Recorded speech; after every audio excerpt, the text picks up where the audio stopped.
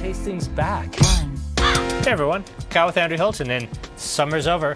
Weather's getting cooler. We're back to online wine tastings, and we're going to open up with something a little bit Burgundian for you folks. We're going to start in Beaujolais with Beaujolais three very different ways. For those of you who are most familiar with Beaujolais as, Beaujolais Nouveau, ew. I think he's talking to you. Do better. So anyway, Beaujolais comes as red, it comes as white, it comes as rosé. And in the red and rosé forms, it's made from the Gamay grape variety, a close relative of Pinot Noir. Now, this Gamay rosé is going to be light, fresh, pretty, lots of strawberry and cherry, a nice wine for the tail end of the warm days of summer. This one I'm particularly excited about. Same winery, same region, same grape variety, same vintage. Same winery, same vintage, same region. But one of these wines is made by Carbonic Maceration, so the wine is fruity and light and bubblegummy and all the things we usually expect from, stereotypical Beaujolais. The other isn't at all. The other is serious and earthy and mineral with a little bit of oak to it. This is a Beaujolais made much more like a Burgundian Pinot Noir. So, despite them being so similar, they're very, very, very different. Finally, on the white side, we are going to go to the Loire Valley. This, I think, is a lovely fall white. When I think fall whites, I tend to think of like oaky Chardonnays, like a Muscadet or maybe something from California or even an Australian. This is a 8-month age on lees Muscadet from the Nantes region, which is kind of the mouth of the Loire River, just as it empties into the Atlantic. This is made with the Melon grape variety, or for those of you who are older like me, Melon de Bourgogne is how it was known. This is a rich, spicy, interesting wine that gets its spice from that autolysis, the death of the yeast cells, rather than from the oak. So the same idea, just done a little differently. Tasting kits are $80, and we are doing all of this on Friday, October the 15th at 6 o'clock. So I can't wait to see you out. It's going to be a lot of fun. Wine tasting's back.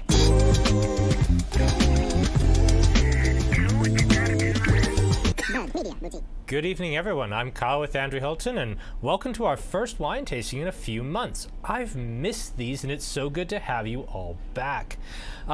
We have 4 wines for you, all from France, a white, a rosé, and 2 reds. Our white this evening comes from the Loire Valley, and our reds and rosé come from the southern tip of Burgundy in the region of Beaujolais. Now, we're going to start with the white wine here. Now, this comes from the Nantes region of the Loire Valley. We will have maps for you in a moment. But I don't have a mouse set up for this thing. Oh, no! Okay, you can come over, just run around the other end. Run around and point at the thing? Okay, we'll get to that in a minute. This is going to be entertaining. We may have slightly cocked this up already, and we are less than a minute in. It's also running captions, which is new. I didn't set that. I didn't set that either, so that's fun. I don't know why I would have said it. I never touched any of that. Okay, so distractions aside, this is coming from the Loire Valley. It is made with the Melon, formerly known as Melon de Bourgogne grape variety, and as you might have guessed by the name, it is from the Burgundian region, which is how I'm tenuously tying it into the rest of this tasting. Now, Melon is no longer grown in Burgundy. It's not actually allowed in the Burgundian white blend. It is, however, very, very closely related to the white grape that is permitted in the Burgundian blend, which is Chardonnay. So all of your Burgundian whites, whether they are Beaujolais Blanc or Puy-Fouissé or Chablis, they all have to be, at least mostly, Chardonnay. There is a little tiny bit of Aligoté de Bourgogne, which we'll get to in a second, in the Burgundian white blend. But historically, it used to be a little bit of Melon in there as well, up to 15%. If we go back to about the 16th, 17th century was kind of the last time we can really prove that Melon was grown in Burgundy. Now, why is it so important? Why am I talking about Chardonnay? Why am I talking about Aligoté? Well, because they all have the same parents. They're all the very, very similar sisters that all have the exact same parents.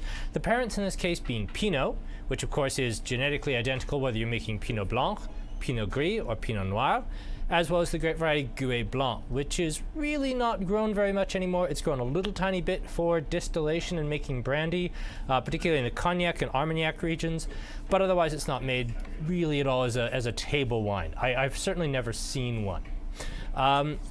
anyway, the parentage of those two grapes has given us not only Chardonnay, not only Aligoté, but also Melon. So what's it going to taste like if I tell you that it's got a very similar parentage to Chardonnay? Well, you'll be rather unsurprised to know that it's not terribly aromatic. It responds well to barrel aging. It likes a little bit of wild yeast. It does very well with lees aging, which we'll get to in a minute. It's a very, very delicate, very Chardonnay-like wine. But why I like Muscadet, and I've brought another one out here too, is the two Muscadets that we sell here in the store sell for $18.95 and $22.95. I'm struggling these days to find Chardonnays that I really, really like at this price point, and I love both of these wines. So now I am going to do the walk around the table. Which way am I going to have to walk here, Aaron? Oh, yeah, you're all connected, eh? Yeah, I'm all wired in. I don't know. I'm going to put maps up so they don't see you. Okay, fair enough. Just put maps up and I'll talk about it. Okay. So this is, hopefully, if Aaron's doing his job, this is the Loire Valley. There you go. Hey, there we go. Does that Map, work? yeah, that works just fine. Nice. I think. Yeah. Can you see a pointer on that? Oh, no, there it is. There it is. There we go. Yeah. So this is the Loire Valley. So down here at the mouth, this is the Nantais. This is the region that we're talking about. This is where Muscadet comes from, and honestly not a whole lot else. A little bit further upriver, this is what we call Anjou and Saumur. This is where we get most of our Cabernet Franc from the region. A little further up the region here, there is actually the little village here of Chinon, but here is Vouvray, and most of this through here is all going to be Chenin Blanc. Way up the river in what we call the Central Loire, but in terms of winemaking is actually the extreme far end of the Loire Valley, we have Sancerre and Puy-sur-Loire, also known as Puy-Fumé. This is Sauvignon Blanc country. So we go Sauvignon Blanc, into Chenin Blanc, into Cabernet Franc, and also some Cabernet Franc here. And then finally, as the river spills out into the Atlantic here, we get the Nantais, and this is where the Melon is grown. Aaron has randomly disappeared. I don't know why. So perhaps he's not going to want me on camera for any further, and we'll just be staring at the Loire. I see how it goes. Perhaps it's a good time for questions. Lemons and apples, yes. If you're opening just one of the reds tonight, I would actually do the Beaujolais Les Cadoles. It's just called Les Cadoles. It is now. It used to be Cadol de la Chenaise, but it's now called just Beaujolais Les Cadoles. So this is the part of the region. Now, it's interesting. Pre-17th century, that Cabernet Franc, which is currently in Anjou-Saumur, that extended all the way down to the Atlantic. It was all light, thin, delicate reds. But the primary exporter out of that part of the world at the time was actually the Dutch. And what the Dutch were taking those grapes to do was not, in fact, to make wine with. They were actually buying it up for distillation. Now, distillation is going to come up when we talk about Beaujolais a little later on, but this was actually predominantly planted with Melon because it's so neutral, because it's so delicate, because it was a wine that did really, really well for distillation, because it was so neutral. You could make a very simple brandy with it, and you could, it would pick up the flavors of the wood. A very strongly flavored grape, like let's say Shiraz or Cabernet, doesn't make particularly good brandy, makes a lovely grappa, but it doesn't make a wonderful brandy because it's got too much character on its own. With Melon being so delicate and so neutral, it does very well with it. Now, why am I talking that up? It's like, Kyle, you keep talking about this wine, doesn't taste like anything. Isn't that just terrible? Why would you want a wine that doesn't taste like anything? Because this is aged on its lees. Now, lees aging is something that we see, unsurprising here, with Chardonnay, occasionally with Pinot Blanc, certainly with Aligoté, but it's really found its home, its real niche in the world in the Nantais, in the wines of Muscadet. Now, what lees aging is effectively you start the fermentation of the wine. You add some yeast to some grape juice. It turns that into carbon dioxide and alcohol. It's an open-topped fermenter, so the CO2 goes away, and you're left with, boozy grape juice, aka wine. Well, what happens after that? Well, if you're making most wines, you rack that off and you get rid of those leftover dead yeast and you make the wine without those. But what if you don't? Well, with a more fully flavored wine like a Sauvignon Blanc or a Cabernet or a Shiraz, generally speaking, those lees start giving you really, really off flavors. Cardboard is very common. burnt toast. They can be really incredibly astringent and unpleasant. They can even get into the plasticky phenolic family. But because Muscadet or Melon is so neutral, it's so delicate, that with the Lie's aging here, it does give you those kind of toasty sorts of notes, but they go toast into brioche, into nuttiness, into richness. And this is called autolytic character or Lie's character. This particular wine sees 8 months of Lie's aging. You can buy Muscadets, again, for not a lot of money, like $30, that are 3 years of Lie's aging, and they just get nuttier and richer and more profound.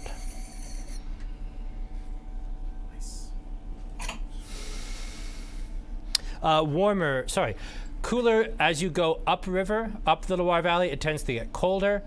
Closer to the Atlantic, it tends to be rainier and warmer. Again, that Atlantic Ocean is basically acting as a big heat sink, so it doesn't get cold on the coast as rapidly as it does inland.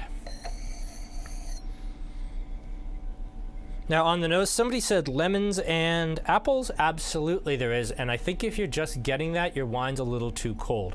I pulled these out about 15 minutes before we turned on the cameras, which is about 25 minutes ago now. So this wine's starting to warm up. Yes, I'm getting lemons, apples, pears, very classic things. You would certainly get that out of the Domaine de Tourmaline, which doesn't see as much Lie's aging. Certainly see some, but this with the extra Lie's aging.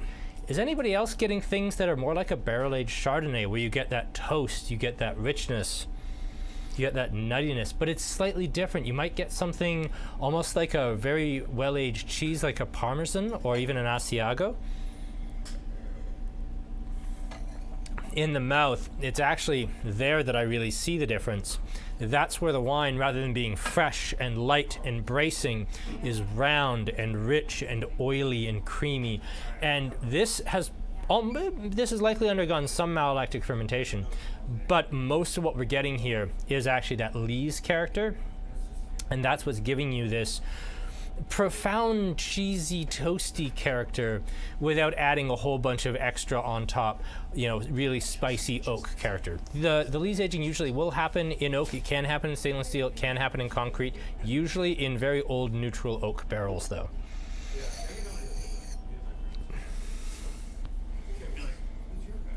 Yeah, it's a nutty fullness. And again, this is the one that retails for $22.95, and it's got all this fabulous history to it, and it's so interesting.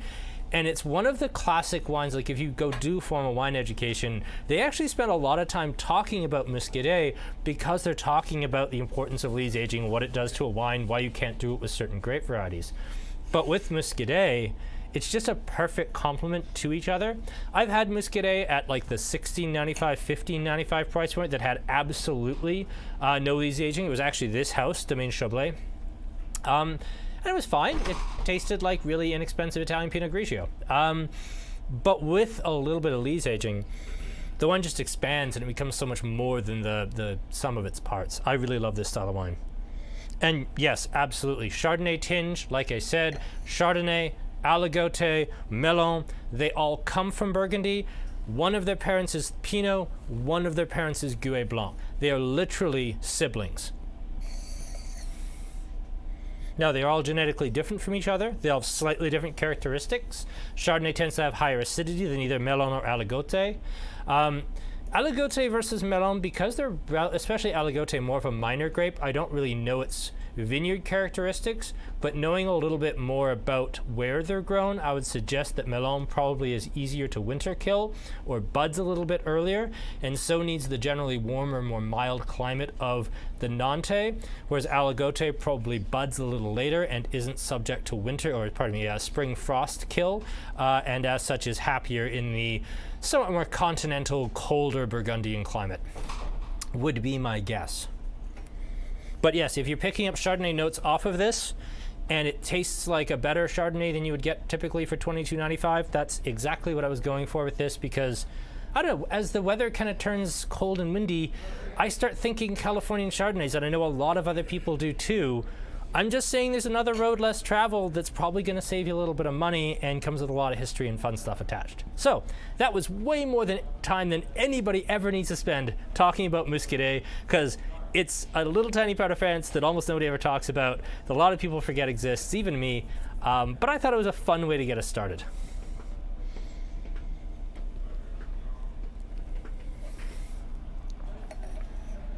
Okay, so let us go on and talk about Beaujolais. To do that, we're going to move to the Dominique Piron winery.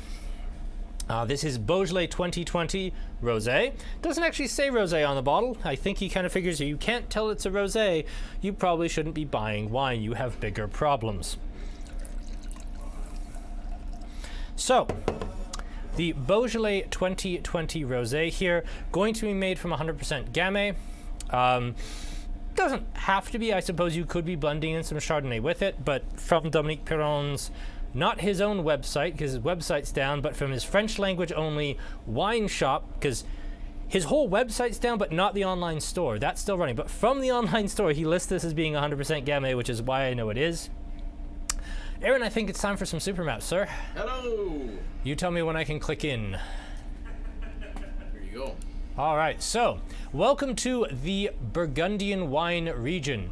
Generally speaking, you have heard of, maybe the Côte d'Or, probably not the Côte Chalonnaise, possibly the Côte Mâconnaise, and certainly you may have heard of some of the famous regions up north. Now, for those of you who can't tell, this map is on a screen that's about 4.5 feet from me, and I absolutely cannot see it at this distance, so that's all right. Scroll in a bit. Can I scroll on a bit? Roll, yeah. Oh, there we go. Oh, that's much better for me. So, here is the Burgundian region. If we go down here, you can actually see it's kind of split into two. This is Chablis, way up here, and this is the classic Burgundian region. Chablis is almost exclusively a white wine region. You don't really need to know too much more about Chablis other than the fact it's 100% Chardonnay, and it's different from the rest of Burgundy because the whites are very steely, very unoaked, very clean, bright. It's also, along with Champagne, about the closest wine region geographically to Paris. Not shown in this map, but just slightly down here on the smaller map here, there is a second commune known as Saint-Brie. Basically, all of the white grapes that are grown in Burgundy are Chardonnay, and until 2024, also some Aligoté. But the commune of Saint-Brie grows Sauvignon Blanc. For absolutely no well-explained reason, they grow Sauvignon Blanc in Saint-Brie, in Burgundy, and it's just a thing. It's really neat Sauv Blanc. I usually have one in the shop, but I actually had somebody about 3 weeks ago come in specifically looking for a case of it and bought me out. So, up here, the Côte de Nuit and the Côte de Beaune. The gross region is known as the Côte d'Or. That's your kind of pinky purple up here. This is your Pinot Noir and very famous Chardonnay country. So this is where you're going to see, so it starts at the city of Dijon in the north. This is where you're going to see Gevrey-Chambertin. This is where you're going to see Chamboul-Musigny. You're going to see Saint-Romain in here. This is your big high dollar, $500-600 a bottle Burgundian stuff. Almost all red. There is absolutely some white in here, but this is Pinot Noir country. To the south, we have the Côte d'Or, the Côte Chalonnaise. Côte Chalonnaise it's a bit of a patchwork. There are some really cool regions in here, Givry in particular, but the Côte Chalonnaise is, we've got the Mâconnais down here, we've got the Côte d'Or up here. The Chalonnaise is kind of a patchwork carpet sort of thing. It's a quilt of different little tiny vineyards, some which are great, some which are really not very good. It's very forested, it's very patchy, it's very hilly, it's a very different region. I think that if there was anywhere in Burgundy where you might find, an undiscovered gem, it would be in the Côte Chalonnaise. And then finally, down in the south, we have the Mâconnais.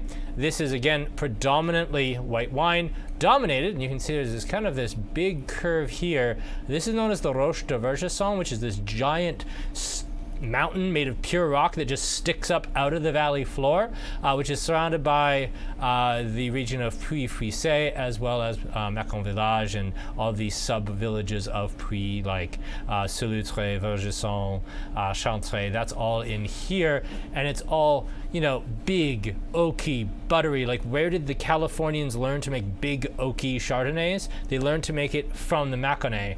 And then when we move south from there, now we're into Beaujolais. So Beaujolais, when I say it's really just southern Burgundy, there's a reason. There's all of Burgundy. Here's Beaujolais kind of hanging off the bottom of it. It's just more of the same valley. So why do we treat them differently? Well, we treat them differently because the grape variety, at least the red grape variety in Beaujolais, is completely different, and how the wines are made is very different. Now we will cover carbonic maceration and to a point Beaujolais Nouveau with the third wine a little bit.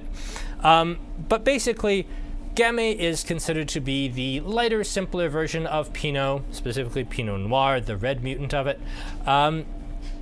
It's always kind of been the forgotten sister, you know, the Jan Brady. It's always been that, you know, well, Pinot's super famous, but, you know, one of its kids is Gamay, and Gamay makes some kind of fun wines. They really did a ton of damage to their brand with Beaujolais Nouveau. So we will talk a little bit more about the structuring of Beaujolais a little later on, but let's briefly touch on some of this. We're going to review this in more detail later, but with Beaujolais, you have base level Beaujolais. It's about 50% of what's produced right now. That would include this and the Cadol. This can come from anywhere within the Beaujolais region. It doesn't come from any of the 10 single village crus. It doesn't come from any of the villages that are kind of not base level, but not the top of the tops, which are known as Beaujolais Village. They tend to be very light wines, carbonic maceration, which makes the wines very light and very fresh and very fruity. You can even get bananas out of it. That can be used to make some of these wines, both rosé and red. The whites are predominantly Chardonnay. They are allowed to use aligote up to 15% in the wines, although that is going to end in 2024, at which point we are going to see a lot of Bourgogne aligote going around, which is, they're not going to rip up the aligote in Burgundy. It's just if you buy a wine that's named for its village, whether it's Courton-Charlemagne or Puy-Puissé, it's going to be 100% Chardonnay. The aligote won't be allowed in the blend anymore. It'll just be its own thing, which I'm of two minds about. I mean, the aligote has always been there, and way back in the day, so is Melon. They're part of the blend, but it's ultimately up to the winemakers of Burgundy to decide, you know, this is what we want our wines to be, and they seem to want aligote to no longer be a part of their great wines.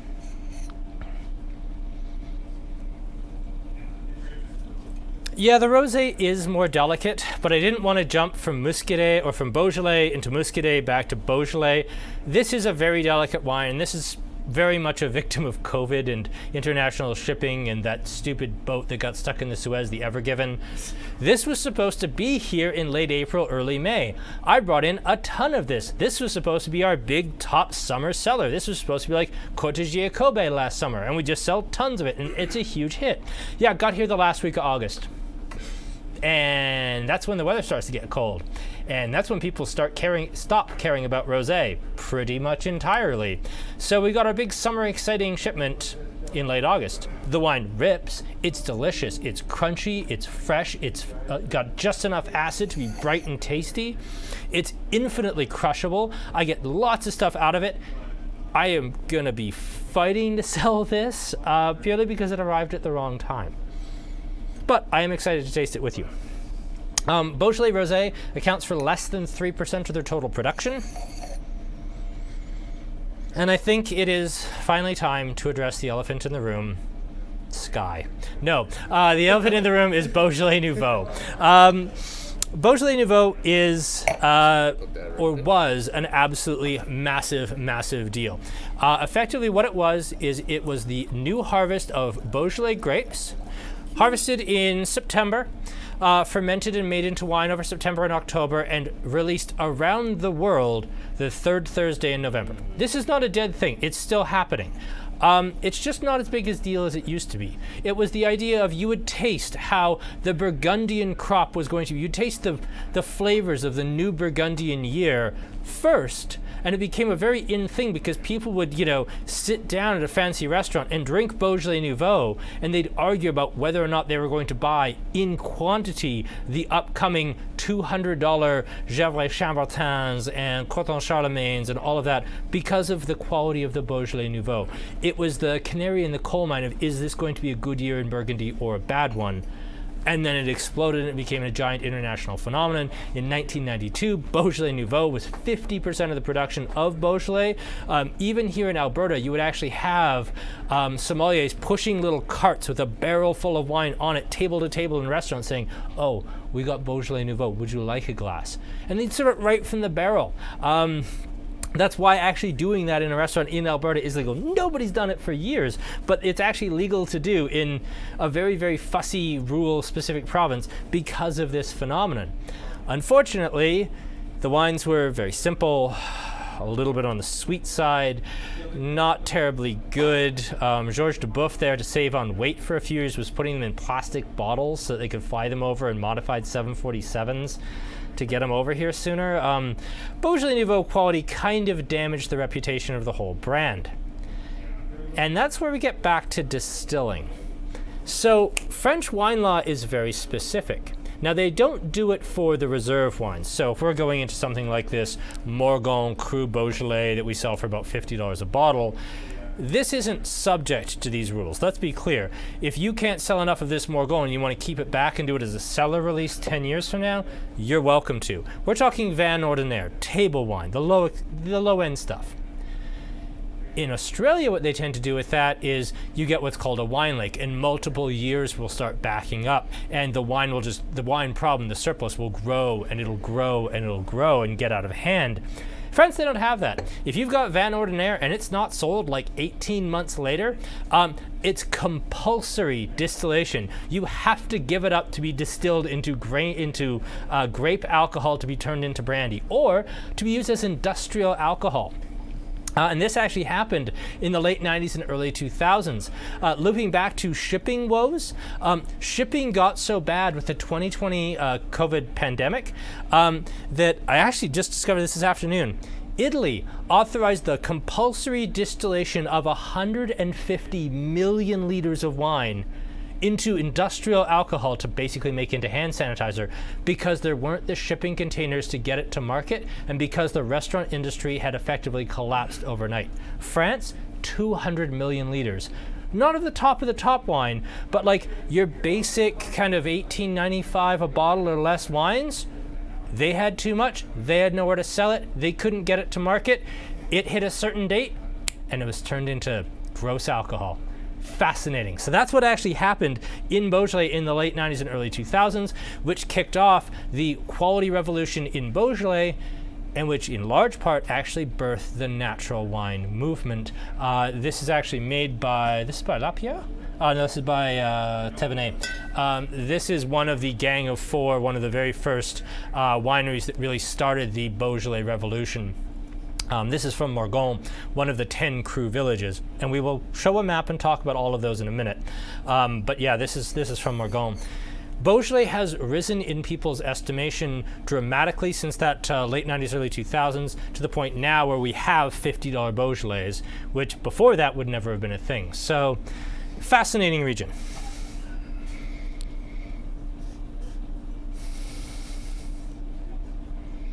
Why does it make you and Kevin fighty?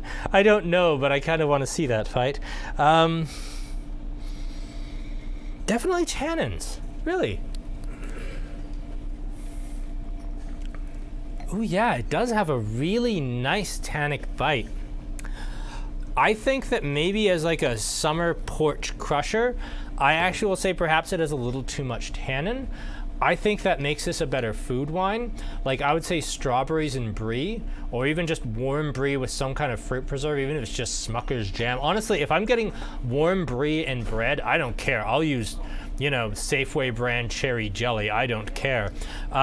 This would be fine with something like that. This would be a beautiful wine with salmon. I think that extra tannin will actually mean that this wine will do bigger foods than it otherwise might. We're just coming out of Thanksgiving with Thanksgiving turkey. And I think that the berry note with this actually works particularly well with Thanksgiving turkey, because that big tart hit, normally when I drink rosé like this, I think strawberry, but with that big tannic kick, my brain thinks to a tartar berry, and it starts making me think cranberry, and that's a really good combo on its own. So I think that's absolutely fascinating. Leftovers. Yeah, this would be, a leftover turkey sandwich. This would do. This would do just fine. That would rule.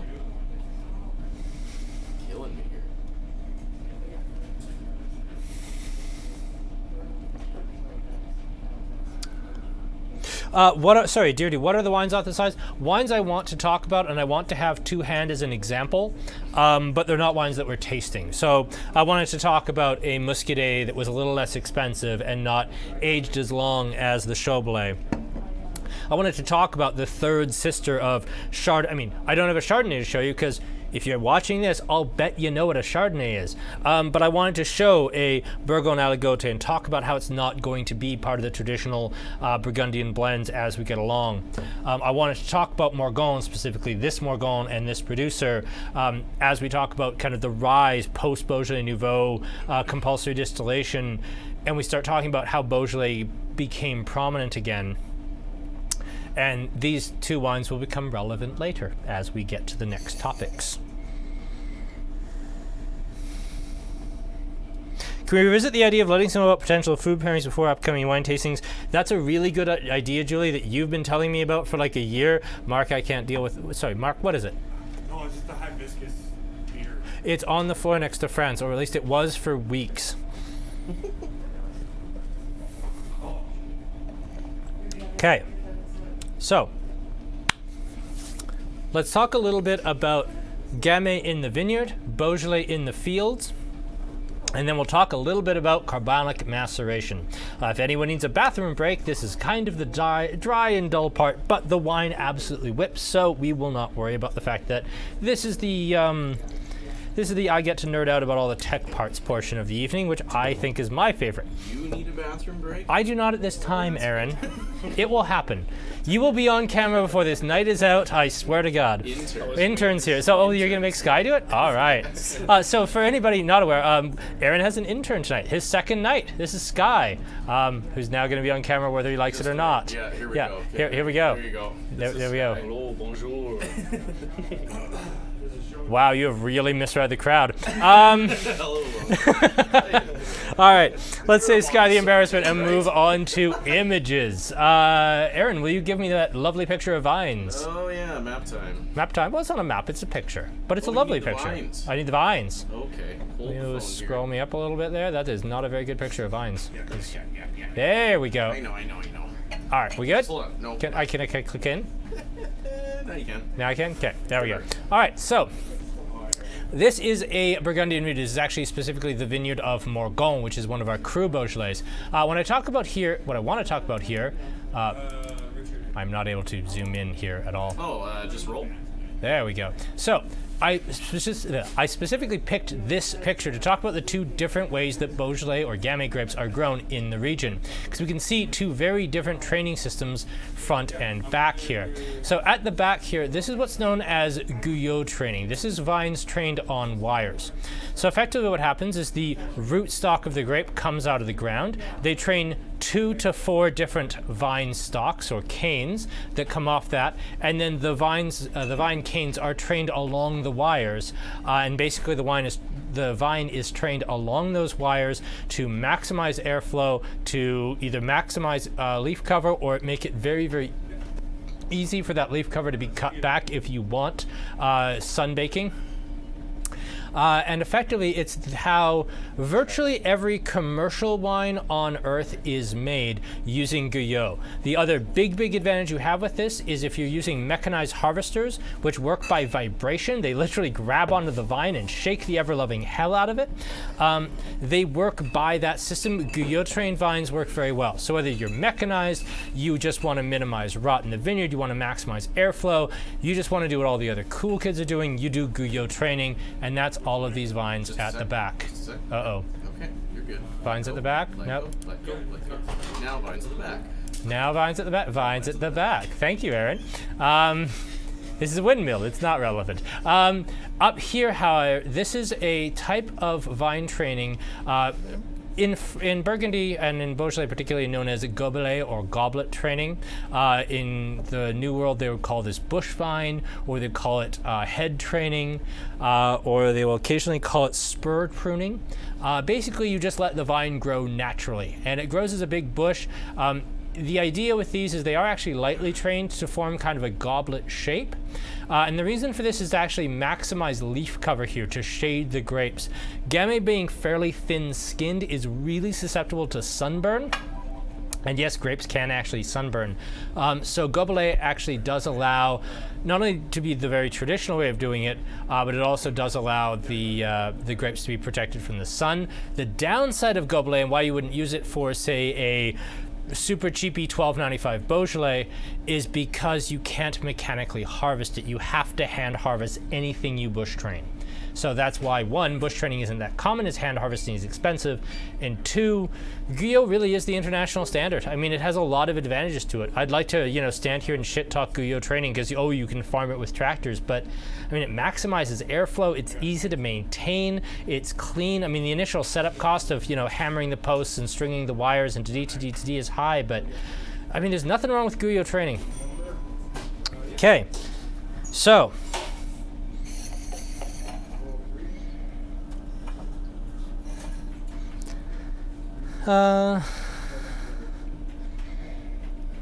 did I call you unsophisticated? No, I just said that we don't really have a pretentious crowd. Let's say that. We tend to have a little more fun.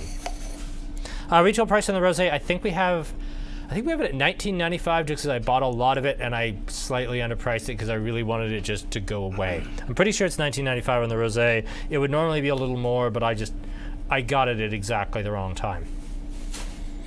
Okay, so this is an absolute favorite for me. This does see carbonic maceration, which Beaujolais Nouveau will as well. You'll notice that this is not a particularly dark colored red. It is very pale. It's got a very high clarity. This is not a wine that has a whole lot of, dark, rich, light cannot penetrate it. This is very pale. Now, that's true of most gamets. I think if you get into like a very, very big Moulin à Vent, which is the biggest of the Beaujolais crus, it will be quite dark, but most Beaujolais, especially Beaujolais Standard and Beaujolais Village, will be about this color, or at least this clarity. Notes are going to be bright, fresh berries, a little bit of mineral, a little bit of smoke. If you're getting kind of tropical fruit, things like banana, or especially like stone fruits like mango or peach, or anything in kind of that bubblegum candy character, that's from the carbonic maceration, which we're going to cover in about 1 second here. This is, to my mind, the style of Beaujolais I really like to drink. You can serve it room temperature, you can serve it slightly chilled on the back deck. It drinks extremely well, and it's just a wonderful all-rounder to me because it's something that can do a lot of things. It's complex enough, and it's so much more complex than badly made carbonic Beaujolais that it's something that I would drink any time. But if I just want to lightly chill it and throw it on the back deck in an ice bucket and just, make it an absolute glue-goo wine, I can just crush this if I want to. And I think that's fun about it. It's a very versatile wine. Now, before we get into carbonic maceration, let's talk about traditional red wine making. You pick some grapes. You crush those grapes. You let those grapes macerate with their skins in an open-topped fermenter for a period. You drain off the juice that's free run. That's your free run wine. You press the rest. You press it fairly gently so you don't accidentally press the grape skins because that will introduce bitterness. That's known as your press wine. You generally ferment the two separately and then blend them back together. The press wine being a little more tannic and a little more clumsy. The free run wine sometimes is a little more elegant. Very often, if you're dealing with a winery that makes, say, 6 or 8 different wines, all from the same grapes, let's point out, say, California Cabernets, I would suggest that, let's say it's a 6-wine winery, probably their lowest tier 3 wines would be made either purely from press wine or from a combination of free run and press wines, whereas the top tier wines would be either purely free run juice or they would be a little bit of press wine added maybe for some color and some structure. But in terms of flavors and aromatics, generally speaking, wineries prefer free run juice. Carbonic maceration takes that whole idea and just throws it in the bin. Aaron, let's go with the carbonic maceration tab. There you go. Can I click in? I can. So here we go. All those cool things I just talked about that every winery uses. Yeah, that's all nonsense now. We don't destem the grapes. We don't crush the grapes. We just throw whole bunches of grapes into the fermenter. Like, we're not destemming them. We're not doing anything. It's just, we're not even crushing them. They're just going in there as whole bunches of grapes. Then you suck all the oxygen out and you pump CO2 in. Now, once you've got this oxygenless, high CO2 environment, the grapes actually start fermenting inside their skins. And then the wines actually pick up all these tropical fruit, super weird, different flavors. This is not, by the way, exclusive to Beaujolais. This is just kind of where the technology was pioneered. You certainly do see this in Sicily. Some wineries like Brock Cellars out of California will work a little tiny bit with carbonic. You see it around. It's also become kind of a rediscovered technology, a bit of a darling of the natural wine movement a tiny bit, because it introduces these flavors you can't get any other way, and it, for whatever reason, makes red wines that you want to drink lightly chilled. So carbonic is weird. It's fascinating. I love talking about it, and it gives you flavors you can't get any other way. These are two wines that are from the same grape, from the same winery. I believe the same year. They're both 18s. Yes, they are. These are two wines that are going to be different as night and day, even though both are considered to be very easy drinking, I think within $1 each other retail price, simple wines, but very different. Nice. Apricots is a good call. Like that. Yeah, Don, I really like the Cadol. Like, this is more money. This is the one Jancis Robinson reviewed, and this is the prestige wine for them. I've always liked the Cadol because it's just why I drink Beaujolais, and I think it's fun. This is a wine I could talk about all night just because of how much I enjoy it. This is, to me, the most fun wine on the table. And I'm actually not going to talk about the beer tasting until the end because I think it's really important that we do the Cadol straight into the Village. So we're actually not going to take our usual gap to talk about upcoming events. By the way, there will be a wine tasting 2 Fridays from tonight. We'll announce that Wednesday next week with the beer tasting. In there. Perfect time. You ready? Perfect time. Get in there, man.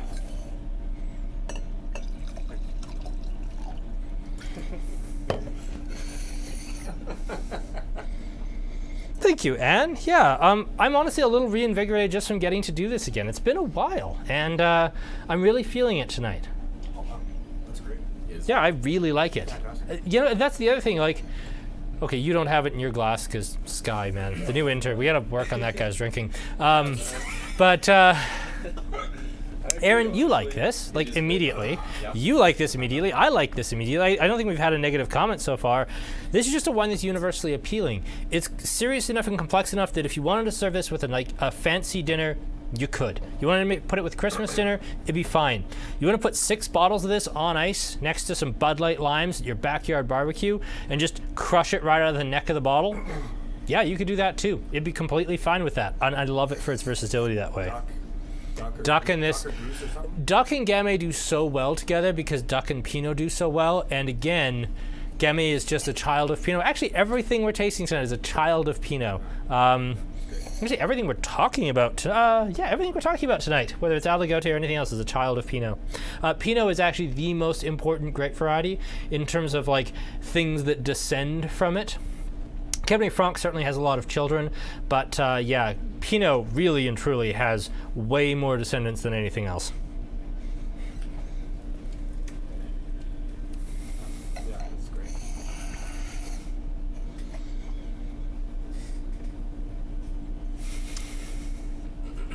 The children of Pinot. That's gonna be my really bad, like, wine-themed cover band. Or apocalypse movie or something like that. Yeah. Child of Pinot. The children of Pinot.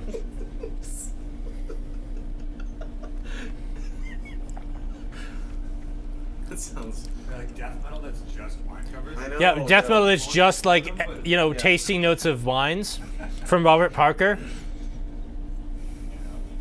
They're mildly racist release, like questionably released, called wine skins. You're like not sure whether you should like it or not.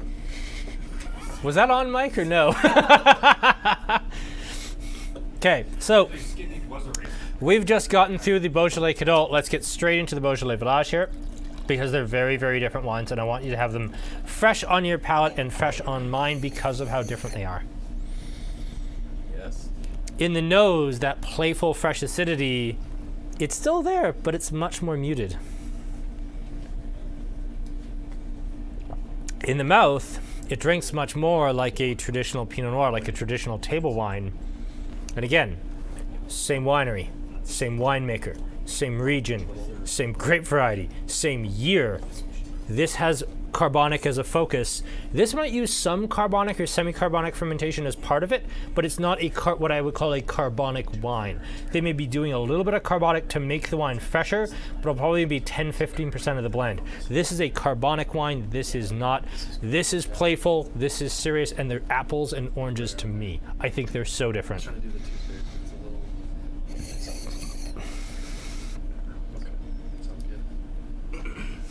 Okay, I think Jeremy wins with French Netflix murder series because that's actually much better than any of my ideas.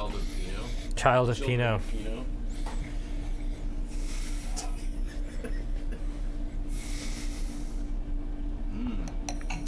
Okay, amber wine. Well, if you listen to the fine folks at Copper Moon, an amber wine is like an orange wine, but orange wines are bitter and sour and not very good. An amber wine is the pumpkin spice latte of wine, perfect for fall events like Thanksgiving or cutting your own wrists with a piece of broken glass. Yeah, sorry, it's Copper Moon, and I hated that piece of copy so badly. It was just the worst thing I'd ever read. Like, amber wine isn't sour or bitter like an orange wine. Shut the fuck up. No, I'm sorry. Copper Moon's amber wine thing just makes me so angry. It just does.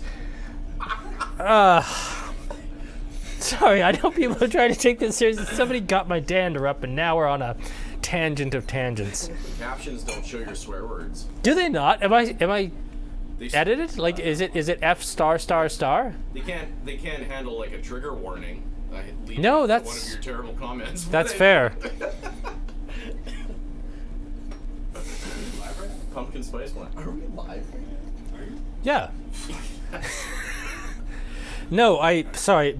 The Copper Moon amber wine, their version of orange wine, it annoys me deeply because of how they marketed it, how they, basically capitalized on the new popularity of orange wine among like serious wine drinkers, said, hey, we'll take a slice of that. And their very first thing is to take a massive swipe at everyone who likes orange wine and then say, we're going to be this pumpkin spice latte of wine.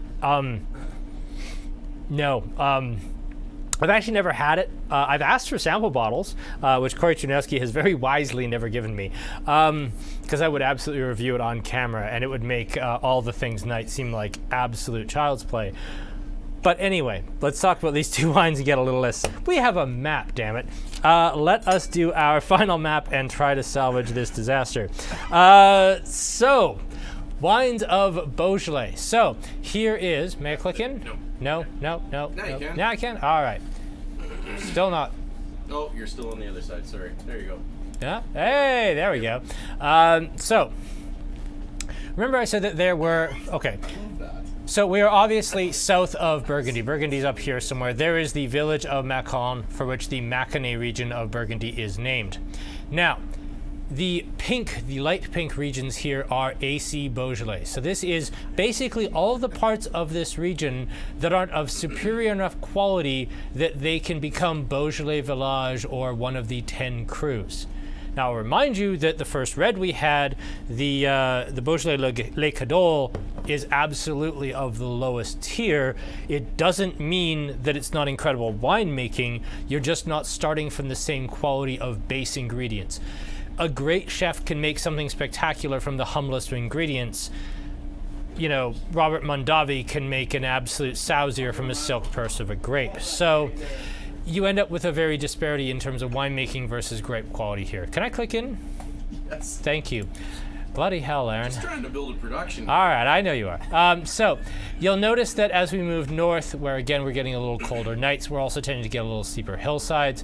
This is Beaujolais Village, and it kind of creeps right around all of the Cru Beaujolais side, predominantly to the west. These are, again, the regions of Beaujolais that are not quite good enough to be given their own cru, but that are better than the AC Beaujolais in terms of siting and soil and everything else. Now, the 10 crus themselves, they start with Saint-Amour and Juliana up in the north, and they finish up with Brouilly and Côte de Brouilly, which didn't used to be its own sub-region, but kind of now is, but Brouilly in the south.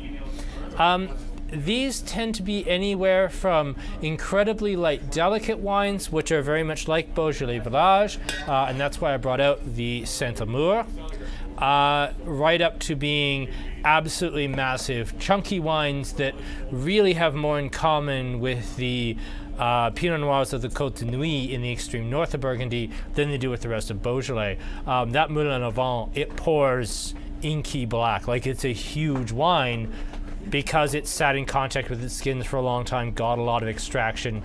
This is a wine that doesn't want to drink for another 5 years. You can drink it now if you throw it in a decanter for a couple hours, but this is a massive wine that is by no means as fresh and friendly as these, but if you put it in a decanter for the whole day, or you put it in a decanter for a couple hours, and then you pull it out and you drink it at a dinner party over a couple more hours, it will keep changing, it will keep evolving, it will keep showing you more.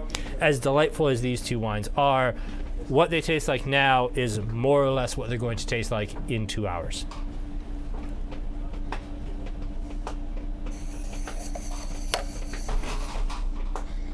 And into the rhubarb. Yep, we've lost ourselves again. We're in the weeds. And Corey was actually watching that. Good. I'm so glad that the guy who represents that wine was watching my tirade. Oh, no. My face is red. Oh well, it was from the wine anyway, so it's fine. So good. Why are the ingredients not of top quality? It's geographical impact. It's not that they're not of top quality necessarily, it's that soil structure is very different.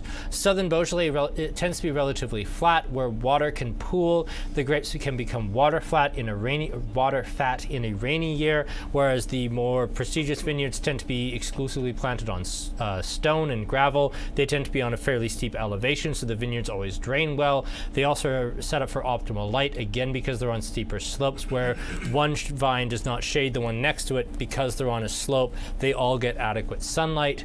Again, if you're on a fairly steep slope, it's easier to get multiple different levels of soil purely by growing sideways rather than just straight down.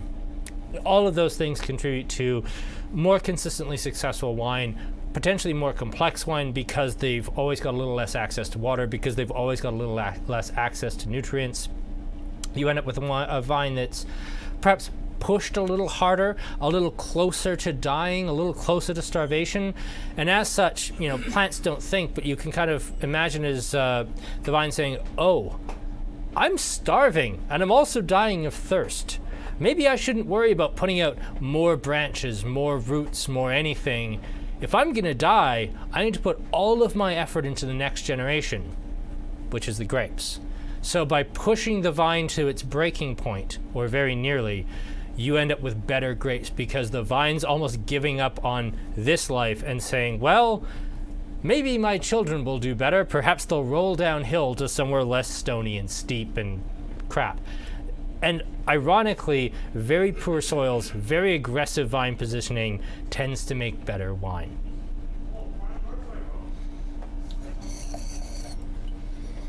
The map game has definitely gone up. Absolutely, thank you.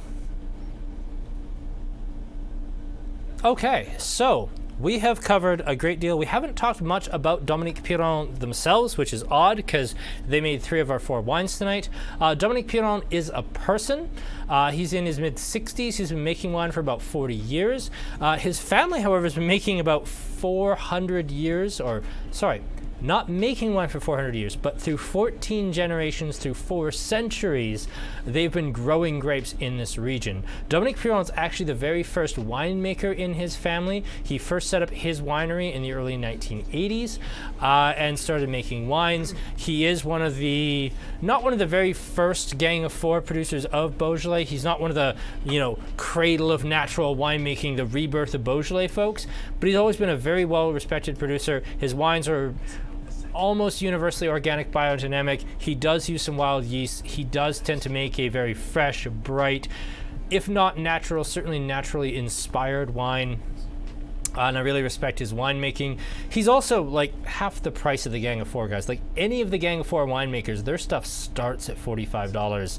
Dominique Piron's wines are like 23, 24, 25. Like, they're not desperately expensive. I think it's really top quality juice for not a lot of money, especially the Cadol. I think for me, that's my runaway wine of the night. And oddly enough, I think I'm going to give the Beaujolais wine number 2.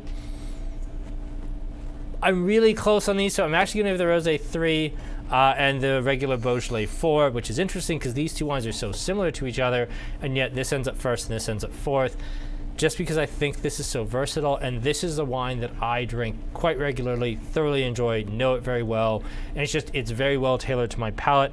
I think that came out when I was talking about it.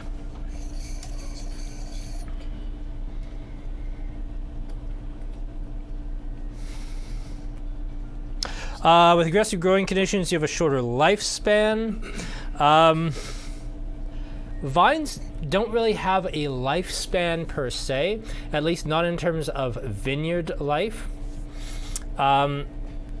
Effectively, a vine starts producing fruit in about its 3rd year after planting, and then it can be grafted on multiple times after that. But it effectively starts producing wine about its 3rd year. It starts producing quality wine about its between its 8th and 12th year. And it starts out very vigorous. It will give you lots of fruit. It will give you lots of green growth in the sense of leaves and stalks and stems. And that's actually a problem. When you're talking about very young vines, you're always talking about the green harvest, cutting back stems and stalks, cutting back all the green matter that shades the grapes, basically to slowly train the vine not to grow so much of that. As the vine ages, however, it becomes less and less prolific, with a big drop off about 35, 40 years old. At that point, the vine starts producing very, very high quality fruit. But if you're using this vine to make, say, a 2295 Muscadet, you're actually not getting enough fruit per hectare to actually make the wine pay for itself. So at this time, if the vineyard is being used to make inexpensive commercial wine and they're not expecting to move into selling a higher priced wine, that vineyard will very often be pulled up and replanted. There are 100-year-old plus wines. There are vines that are called century vines. Best in particular has some vines that were planted in the 1860s, but the wines that they sell from grapes made from those vines are in the $100 to $150 price point, because you're just getting so few berries per plant and so few tons per hectare. In fact, when we're talking about vines from that era, we're talking pounds per hectare. We're not talking tons. A vine's commercial life tends to be measured in how long it can be commercially successful, or at least commercially viable, in terms of grape growth. Now again, if you've been a long-time viewer, you'll know that the phylloxera epidemic of the 1860s to 1890s wiped out basically every single vine in Europe, and a lot of the vines even in Eastern Europe. There aren't really a lot of vines pre-1860, so we don't really know. The oldest vines on Earth are currently in either Chile or Australia. We don't really know how old a vine can get and still produce fruit, because with that epidemic of phylloxera, which was a flatworm, we don't really know what vines can do long term. So yeah, that's kind of the lifespan. 1 and 2 for Deanne. Kevin goes 3-1 for 2. We're very close, Kevin. Elizabeth 1-3-2-4. Yeah, also very close to me. 3-4-1-2. 4-2-1. Yeah, I agree with all of these. Like, we're tasting some pretty cool stuff tonight. I think rankings here are difficult. We don't have I think this is a clear winner, but I would give any of these a shot as being somebody. I'd hear an argument for any of these as being somebody's clear winner tonight, because they're all really cool wines. So, we have covered a great deal tonight. I had a ton of fun. We said some F words. We said a lot of things that are probably going to get us banned from YouTube over saying them. So that's good. I'm glad you were all here live, because I have a feeling this video won't stay up long. But yes, we've learned a lot about Muscadet, and why really and truly we only need to do one Muscadet in the lineup, because the wine region is so small and they only really do one thing. We could do a Muscadet tasting where we tasted an unlees aged and like an 8 and a 2-year and a 3-year aged wine. No one would buy it, even I wouldn't care, because it would be so esoteric. I wanted to do one though. I've been wanting to do one for a while. And then tasting Beaujolais again. What a wonderful way to get back into fall. it's a nice start. Oh yeah, don't forget about beer. Oh yes, we should do the beer promo that I completely forgot to do. Thank you, Jeremy. Thank you, Jeremy. So yes, speaking of fall things.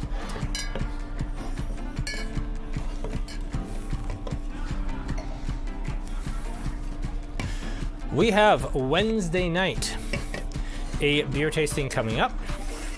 Now, it is going to be 4 beers, all of which are orange in color and also orange colored cans.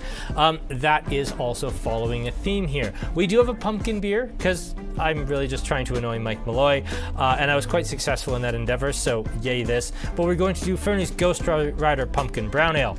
We're going to do a pair of Vienna lagers, which are copper colored, very malty, very rich lagers, originally from, you'll be shocked to learn, Austria. But Vienna lagers are really interesting because the longest lasting Vienna lager to the present day is actually Negra Modelo from Mexico. And then finally we're going to do Cabin's calling it a rye ale. I'd call it almost like a rye ESB. It's called Noble Pursuits. They're also using like noble hops in this, which is to say European hops. Really interesting lineup. No IPAs, no sours, no stouts, nothing like that. Just doing some like malty, brownish orange things in celebration of fall. It's going to be a really lovely tasting. I'm really fired up for this one. Hell yeah. I know I say that every week, but sometimes I'm lying because I'm just trying to hype up the tasting. This time I really mean it. Jesus. All right, so, yeah, this was a little nuts. We got into it a little weird, but you know what? I'm fine with it. I'm Kyle with Andrew Hilton. I will deny any statements, no matter how filmed, that I may have made tonight. Definitely on record. That's fine. This has been Aaron and Sky. Thank you both of you so much for doing this. Thank you all of you for joining us. We will see you Wednesday for beer tasting and in 2 weeks for the wine tasting, which we will announce on Wednesday because I haven't figured out all the details yet. So thank you all so much for tuning in. Good night.